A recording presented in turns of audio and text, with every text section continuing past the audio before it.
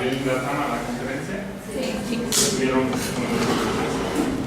Bueno, la idea de la visita de las doctoras es conocer un poquito más del programa que estamos trabajando, que estamos realizando todos nosotros, y en este caso lo que nos pidieron es que quiere llevar la idea principal era que nosotros, alguno del cuerpo académico, diera una presentación y que se hiciera en línea, pero bueno, entonces no vamos a hacer eso el día de hoy, pero entonces lo vamos a grabar.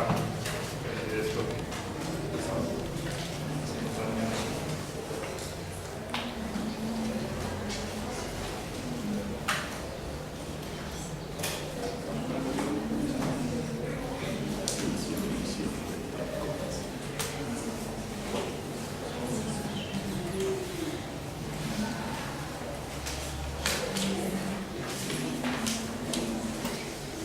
Entonces, lo que vamos a hacer es de que me pidieron que yo la dé en español. Entonces vamos a hacer en español. Siéntanse muy a gusto de parar la presentación. En cualquier caso va a ser como una típica presentación de conferencia, pero siéntanse muy a gusto, es decir, hay preguntas, igual ustedes a hacerlo de manera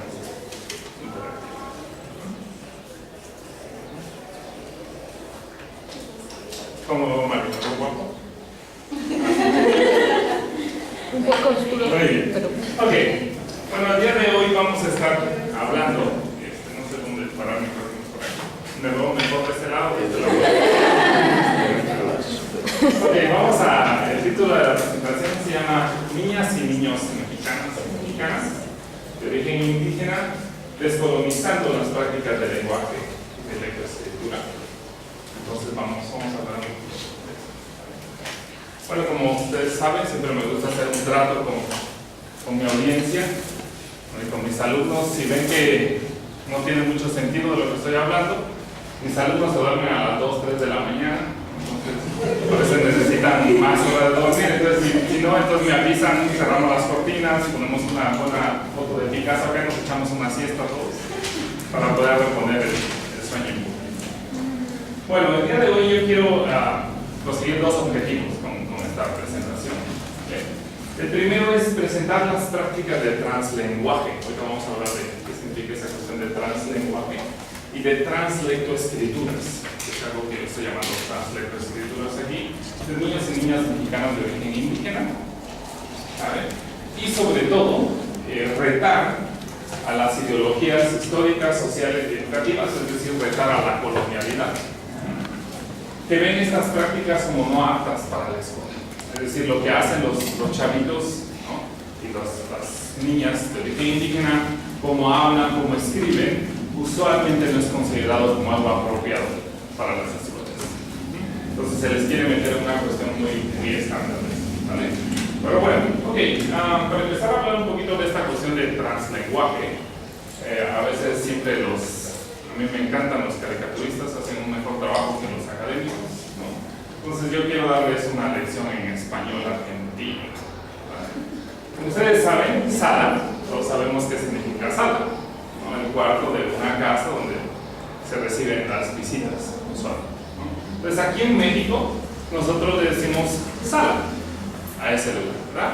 Pero bueno, los argentinos, ¿no? Le dicen más el living a esa cuarta, entonces han adoptado la palabra inglesa para decir siéntate en el living, siéntate en el living, ¿no? ¿Verdad? Entonces en Argentina lo utilizan así. Y como ustedes saben, una de mis cuestiones favoritas es, acá tenemos a Mafalda y está leyendo Mafalda.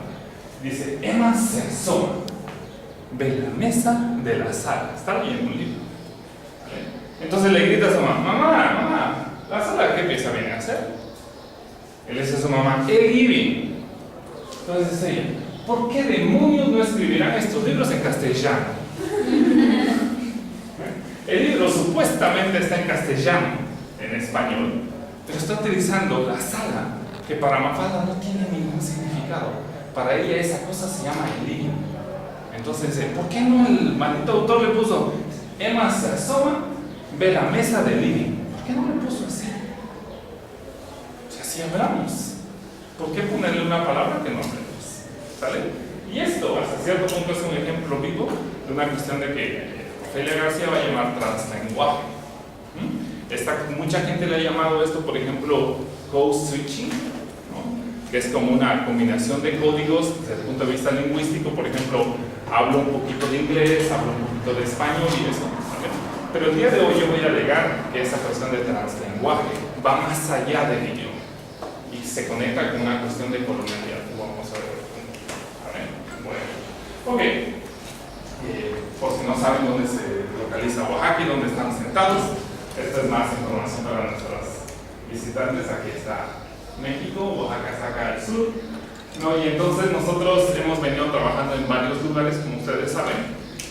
Sobre todo esta presentación va a abarcar más o menos 3 lugares. Una que es la Colonia Guardado, que es el lugar donde la mayoría de las personas de origen indígena que vienen de diferentes lugares llegan a la ciudad.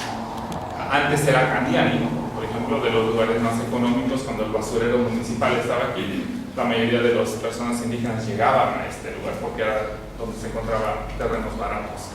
Entonces, poco a poco siempre se van mudando fuera de la ciudad porque es donde hay terrenos baratos. Entonces, está guardado. Interesante, este es el centro histórico acá. Y ustedes se dan cuenta, también hemos trabajado con los niños de origen triqui, ¿no?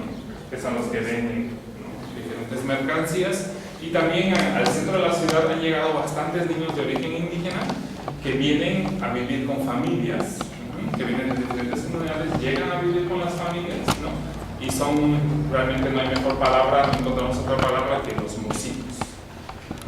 Entonces, que limpian la casa, que hacen todo el aseo de la casa y en la tarde van a la escuela primaria, como el caso que ustedes están teniendo. Como le llaman mozos, como un mozo, como un sirviente, pero como son chiquitos, le llaman mozos. ¿Vale? Entonces hemos trabajado con eso y también hemos trabajado, voy a presentar un video de mi colega Omar, que está trabajando en Santo Tomás Jaliesa, igual ¿no? Bueno, bien rápido, igual esta es información más para nuestros colegas, quizás muchos de ustedes lo saben. Acá está Oaxaca y estas piedritas que ven acá, ¿vale?, representan todas las familias de lenguas, ¿no? ¿Qué significa una familia de lengua? Bien rápido. Por ejemplo, el español viene de una familia de lengua, como si fuera la mamá y papá, que se llaman las lenguas romances. Y de las lenguas romances, como ustedes saben, surgió el francés, surgió el italiano, surgió el portugués, surgió el español, ¿vale? Pues, ¿qué creen? En Oaxaca tenemos 6 familias de lenguas, 6 de ellas, ¿vale? Y de ahí, ¿no?, han salido, siempre varía de 15 a 16 lenguas indígenas reconocidas. Pero como ya nosotros sabemos, por ejemplo, el zapoteco está considerado como una lengua, ¿no?, como si el zapoteco del Istmo fuera igual que el zapoteco del Valle.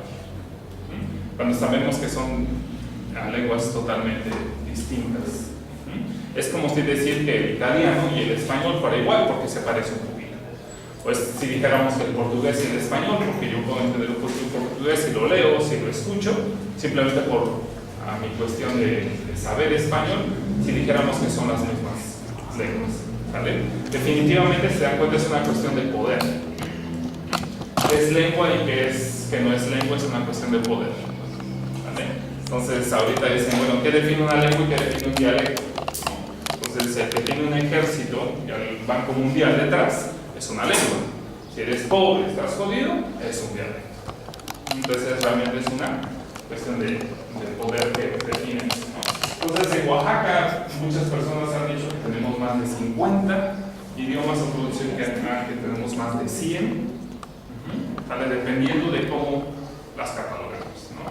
Pero lo que sí es cierto es de que muchas lenguas están ya perdiéndose, en el sentido de que ya no se transmite de generación en generación, ¿vale? Entonces tenemos una diversidad lingüística muy rica. Bueno, un poquito del contexto, ¿no?, del que hemos venido hablando, sobre todo dentro del contexto escolar de México, se dice, ¿no?, que la educación o el nivel educativo de los niños indígenas y de los niños inmigrantes, como Silvia Schmeckes, a la que íbamos a ir a ver el otro día, ha reportado que como que está en estado crítico, ¿vale? pues como una cuestión muy alarmante, es decir, la educación, ¿no? El nivel de los niños indígenas está en un estado crítico. ¿Y por qué le llaman que está en un estado crítico? Lo catalogan por dos cuestiones. La primera es porque la mayoría de los niños que dejan la escuela son los niños de origen indígena. Entonces, muy pocos de ellos terminan la primaria, entonces llegan hasta cuarto, quinto o sexto. Llegar al sexto es como que lo máximo, ¿vale? Y sobre todo, cuando les hacen exámenes de los que mandan a hacer, como la prueba enlace, que es una prueba estandarizada, que ahorita ya todo el mundo en México está tomando, los más bajos resultados son obtenidos por los niños de origen indígena. Entonces, utilizan esos dos criterios para decir, estamos en un grave problema, ¿vale? Sin embargo, Di Mario de Souza, que es brasileiro, ¿no? y este fulano López Gopar, han alegado que está en estado crítico siempre y cuando utilizamos a los exámenes para decir, ¿eres inteligente o no? Entonces, que esos exámenes miden ciertos aspectos, ¿no? Y usualmente la prueba enlace que creen que está en español. Entonces, si un niño habla zapoteco, si un niño habla mixteco y le mandan una prueba en español, ¿cómo le va a ir en esa prueba? Entonces, simplemente empezando con el idioma ya es problema, ¿vale? El tipo de lecturas que ofrecen, el tipo de textos, usualmente, imagínense que le ponen una lectura de un supermercado. Un niño que vive en un contexto urbano va a saber bastante de supermercados, ¿no? Se sabe muchísimo de los supermercados. En cambio, un niño que viene, por ejemplo, de la Sierra Mije, donde no hay supermercados, no va a saber qué onda. Entonces, los exámenes realmente no miden la inteligencia de todos los chicos, ¿no? Y también, sobre todo, a Di Mario, ¿no? Y yo hemos alegado que la lectoescritura se ve desde el punto de vista alfabético, ¿no? Entonces, leer y escribir es solamente leer palabras y letras, y se ignoran totalmente todos los tipos de escrituras que tenemos. Por ejemplo, ¿vale? Ustedes saben que a veces nos ponemos trajes, ¿no? O por ejemplo en el istmo, ¿no? Si la mujer se pone una flor de un lado o se pone una flor de otro, significan dos cosas diferentes, ¿verdad? ¿Qué significa del lado derecho? Está casada, ¿no? Entonces, si tú eres analfabeta, vas y le quieres tratar el rancho, ¿no? Quieres tratar de conseguir una muchacha y no sabes leer eso, ¿okay? Te metes en graves problemas, ¿okay? En ese sentido es un tipo de lectoescritura que estamos siguiendo, ¿vale? ¿Okay? Y siempre, como ustedes saben, no es un secreto, el inglés y las lenguas indígenas y el español todo el tiempo están conviviendo. El inglés ha llegado acá a México a las escuelas primarias, a veces en lugar de los programas, pero a través de Hollywood, a través de las playeras, a través de los americanos que nos visitan. Entonces, el inglés está aquí y está por todos lados. Lo traen los migrantes que van o los niños que van a los Estados Unidos, entonces siempre están en contacto con el inglés, ¿vale? Voy un poquito más rápido, nada más, porque quiero enfocarme más en los chavitos. Bueno, el tipo de investigación que nosotros venimos realizando, ahorita este proyecto le llamamos comunidades vulnerables, pero lo hemos denominado que es una etnografía crítica de investigación activa. ¿Qué quiere decir eso? Quiere decir que hemos llegado a las escuelas primarias, a las diferentes comunidades, y primeramente hemos aprendido de qué está pasando aquí. Eso es una cuestión etnográfica. Vengo y veo qué está pasando, ¿vale? Por ejemplo, mis alumnos que han estado en clases de metodología saben perfectamente que antes de que yo pueda realizar un programa, primero necesito saber de la comunidad. ¿Quiénes son los alumnos? ¿Quiénes son los padres? ¿No? ¿Qué prácticas ocurren ahí? Para entonces poder decidir, ¿vale? Entonces, hemos desarrollado este proyecto en escuelas primarias públicas, como ya les dije, por ejemplo en la Colonia Guardado, aquí cerca de La Soledad, en Santo Tomás Jalietza, en la agencia de Candiani, en Bibloque, en diferentes lugares, ¿vale? Y los que hacen la chamba, pues son ustedes, ¿no? Son los estudiantes maestros que han trabajado con nosotros, como en este caso ustedes. Entonces han venido trabajando diferentes grupos con nosotros, ¿no? Y más que nada, este proyecto realmente es una respuesta, ¿no?, a un fenómeno mundial que pone al inglés por encima de todos los otros idiomas, ¿no? Si se dan cuenta, hablando de estas cuestiones de colonialidad y modernidad, es como que el inglés es el idioma del mundo, el más poderoso, ¿no? Y sobre todo, aplasta hasta cierto punto, ideológicamente, a todos los otros idiomas. Entonces, nosotros lo que queremos es retar esas prácticas, ¿no? Que ponen a unas culturas de otros idiomas por encima de otros, ¿no? Y sobre todo, es utilizar la enseñanza del inglés como una excusa, más que querer que todos los niños de Oaxaca hablen inglés, lo utilizamos como una excusa para poder empezar a platicar con ellos, ¿verdad? Sobre cómo tratar de promover el multilingüismo, la interculturalidad y sobre todo las prácticas de lectoescritura, y también empezar a rediseñar o renegociar las identidades que tenemos. Entonces, de lo que hemos venido hablando, ¿no? Estamos negociando identidades de que tanto el maestro como el estudiante maestro, como ustedes, como los alumnos también, se sientan bien de quiénes son y no se refuercen de los otros, ¿vale? Y lo que les voy a mostrar es información que se ha venido recolectando a través de observaciones, de audio y video, el recreo, las interacciones de las comunidades, entrevistas, recolección de los trabajos de los chicos, ¿no? Realmente todo lo que les está pidiendo la doctora Ángeles que ustedes hagan, ¿vale? Bueno, un poquito de teoría, nada más, para otra vez como el marco teórico nos ayuda a cómo analizar los datos, ¿no? Primeramente, ya hemos hablado un poquito de esto en otras presentaciones, de que estamos tomando la lectoescritura desde un punto de vista de multiliteracy, ¿no? Pero ahorita vamos a ver que esa es una visión reducida. ¿Qué significa multiliteracy? ¿No? Las multilectoescrituras, que ahorita ya nos dimos cuenta que los textos están hechos no solamente de palabras, sino también de imágenes, de videos. Ustedes se dan cuenta en internet, por ejemplo, ya en una página de internet hay videos, hay iconos, por ejemplo, ustedes ven una F y ya saben, no es una mala palabra, ustedes ya saben qué es la F, ¿no? Al momento de ver la F, es Facebook, ¿no? ¿Verdad? O simplemente ven un icono, ¿no? Ven una palomita acá y dicen, Nike, Adidas. Entonces todo ya se está viendo desde esa perspectiva, ¿vale? Y también estamos viendo la cuestión de textos de identidad, ¿no? Que es hasta cierto punto, ahorita vamos a hablar más de ellos, vamos a mostrar muchos ejemplos, que es una forma de retar a la colonialidad y de retar a las diferentes etiquetas que nos ponen. Estamos tomando un poquito de las pedagogías críticas en la enseñanza de lenguas, que no es más que simplemente creer en el estudiante. Desde la perspectiva de Freire, de oprimido, opresor, realmente solo la tomamos que ser un pedagogo crítico es una persona que cree en su estudiante y lo cree inteligente, lo que creativo, lo cree inteligente. Eso realmente es la pedagogía, a creer en el estudiante. Bueno, te quiero pasar un poquito de tiempo acá hablando con esta idea que ha tenido Marconi y Pennycook, que dicen que los idiomas es una invención, que son un cuento, ¿verdad? Y que realmente la lingüística ha tomado a los idiomas como si fuera un sistema, como si fuera un paquetito, ¿vale? Y bueno, yo le quiero contar dos historias, ¿no? de dos chavitos, como de 4 años más o menos. Yo lo estaba entrevistando, me tocó entrevistarlo. Entonces estábamos platicando en español, ¿vale? Entonces la plática era en español, entonces estábamos hablando de dónde vivía y de esas cosas.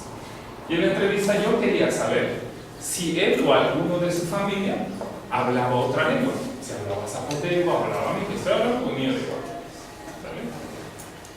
Entonces yo estoy platicando con oye, mijo, ¿y tu familia habla otra cosa? ¿No? No sé, ¿habla otra cosa tu mamá? No. Digo, ¿y tu mamá habla español entonces, mijo? Me dice, no. Digo, ¿y entonces cómo habla tu mamá? Mi mamá habla como yo. Right? Entonces todos, ay, mire, no sabe que es español, ¿no? Porque está chiquito, no sabe que es español, ¿no? El nene no sabe de etiquetas, porque para él lo que está hablando es así como mi mamá y yo hablamos. ¿Quién le puso la etiqueta? ¿Quién sabe? No me importa. Right?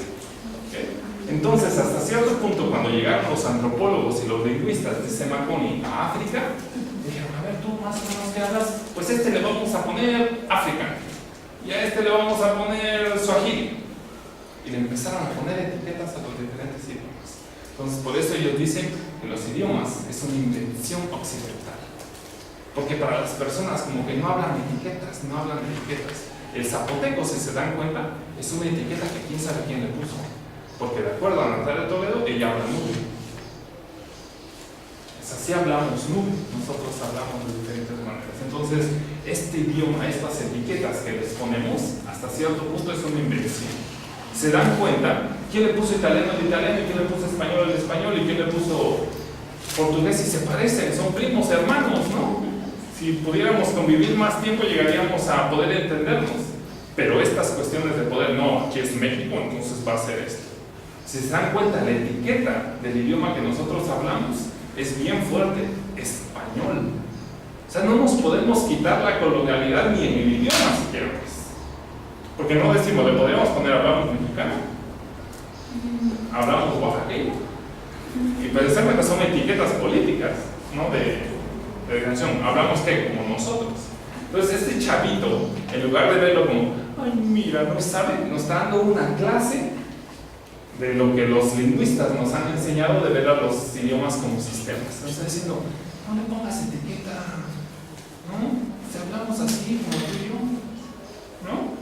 Había otro investigador que también documentó hablando con otra chavita de 2, 3 años, otra vez de que quería saber, este niño era bilingüe, inglés y francés, quería saber en qué idioma hablaba, con quién y cuándo y eso, ¿no? Entonces le estaba preguntando, oye, ¿tu mamá con qué idiomas hablas en cuándo? Oye, pero con tu mamá hablas inglés o español. Entonces la investigadora a fuerza no quería escribir su tesis de doctorado. ¿Qué hablas? Otra vez insistió, me dice la chavita, entonces ¿qué idiomas hablas? El mío. Hablo mi idioma, ¿no? La chavita no sabía, ¿no? ¿Por qué? Porque no había una clase de lingüística. Esto se llama francés y esto se llama inglés. Es mi idioma y yo los hago y los mezclo y no sé cómo le hago, pero es mi idioma. ¿Vale? Entonces, esta cuestión de que los lenguajes es una invención, ¿vale? Pero bueno, tenemos estas invenciones, ¿no? Que una cosa se llama inglés, una cosa se llama francés y otra cosa se llama español, ¿vale? Y a ese fenómeno entonces le llama Elena Shohami de que el idioma, más que un objeto que utilizamos, es algo que reconstruimos todo el tiempo. Entonces dice Shohami que tendríamos que hablar no del lenguaje como sustantivo, sino lo tendríamos que hablar como verbo. I'm languaging. Estoy en este momento hablando. ¿Ustedes se han dado cuenta que, por ejemplo, cuando escriben algo, cuando hablan algo, es muy difícil decir exactamente lo mismo? ¿Les ha pasado? Por ejemplo, si ustedes están escribiendo algo, ¿vale? De repente, ¡pum!, se les va la computadora, se va la luz. ¿Qué dije? ¿Quién? ¿No? Y lo vuelven a escribir. Y es muy difícil que salga exactamente igual, ¿no? O que las conversaciones, como que diga yo exactamente lo mismo cuando estoy interactuando con una persona. ¿Por qué? Porque hasta cierto punto estoy reconstruyendo el lenguaje mientras estoy hablando. Definitivamente que hay patrones que se van solidificando cuando estamos hablando. Decimos buenos días, buenas tardes, y dependiendo de la moda vamos creando patrones, definitivamente, ¿no? Pero se dan cuenta, cada persona tiene como su forma de hablar y no sabemos qué es quiera, sabemos qué es Isabel y cómo le echa su entonación y todas esas cosas, o qué vocabulario utiliza, ¿no? O cómo agarra un poquito del zapoteco acá, un poquito del zapoteco allá, ¿no?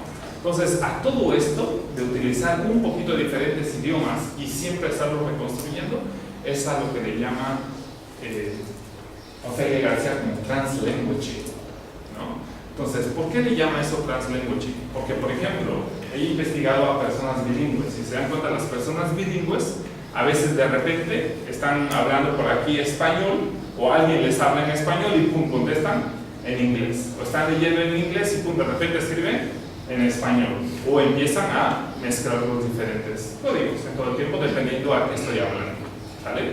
Entonces, eso ella lo define como hasta cierto punto las prácticas múltiples discursivas en los cuales los bilingües, ¿no?, se involucran para hacer sentido de sus mundos bilingües. ¿Okay? ¿Vale? Entonces es como que agarro un poquito de estos idiomas. Por ejemplo, los niños que son bilingües, si ahorita le preguntáramos a Kiara ¿no? A veces, por ejemplo, con su mamá está hablando por ejemplo, con su papá en español, se voltea y le habla a su mamá en zapoteco. Y su mamá, pum, le contesta en español. Entonces es como una mezcla de todo eso y es simplemente para tomar un poquito de sentido a esta cuestión de que estoy negociando diferentes idiomas al mismo tiempo. ¿Sale? ¿Okay? Sin embargo, lo que yo os voy a alegar en esta presentación es que va mucho, esa cuestión de trans va mucho más allá de simplemente mezclar idiomas o simplemente utilizar un poquito de español aquí, un poquito de inglés aquí, sino es una cuestión de epistemología y de ontología, es una cuestión de modernidad y colonialidad. Ahorita vamos a ver un poquito de eso. Bueno, ok.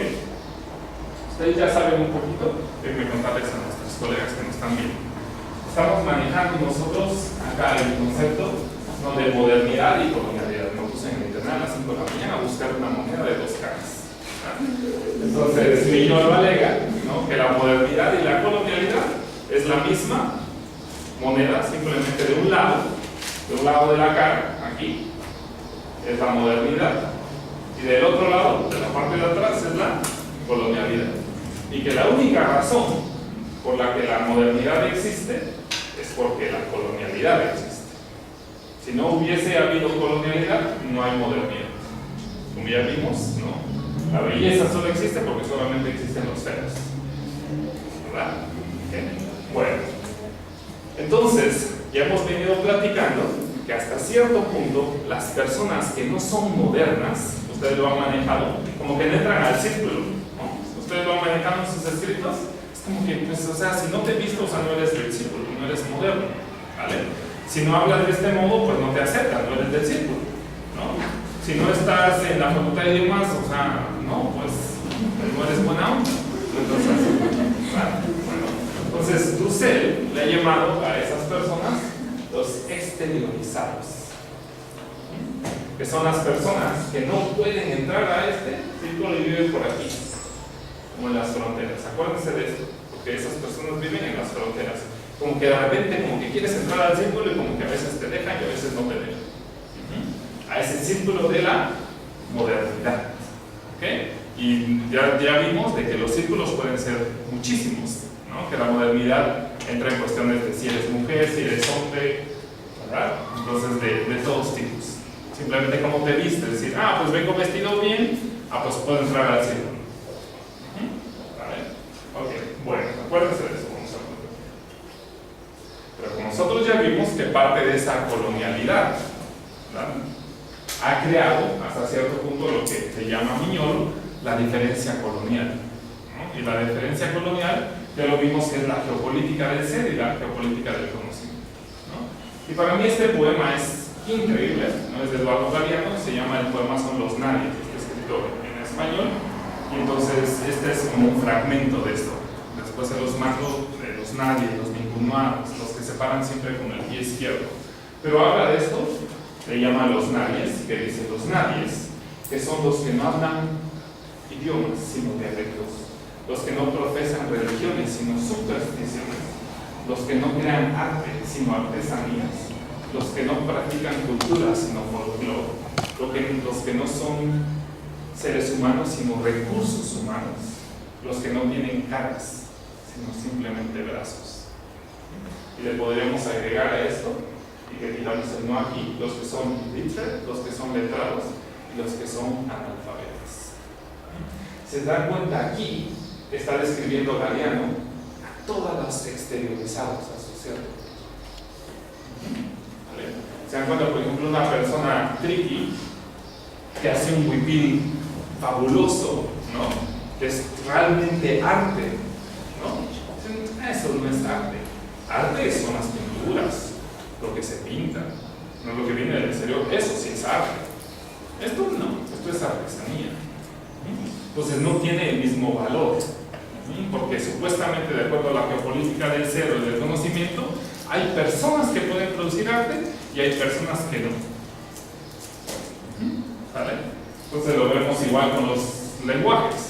Este es inglés y este es español y sí son idiomas. Si es zapoteco, no, ese es dialecto. ¿Quién lo determina? Entonces hasta cierto punto es esta diferencia colonial. Las religiones es exactamente lo mismo, ¿no? Si profesamos el catolicismo, fantástico, es algo que sí es aceptado mundialmente, ¿no? Si creemos en Quetzalcóatl, eso es un mito, eso no existe, ¿no? O por ejemplo en Brasil, Mario de Sousa ha documentado diferentes grupos indígenas que creen en la anaconda, ¿no? Que toman brebajes y al momento de tomar el brebaje pueden platicar con la anaconda. Y todos,